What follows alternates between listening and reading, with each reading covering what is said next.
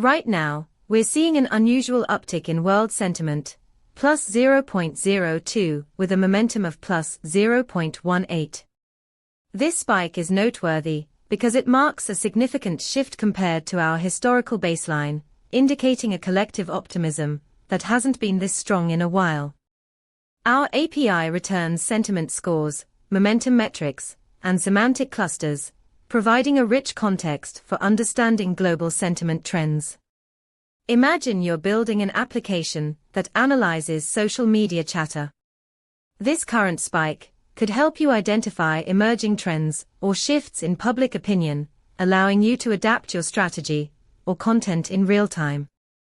To dive deeper into the data and harness these insights, visit pulsebit.lojenterprise.com/docs.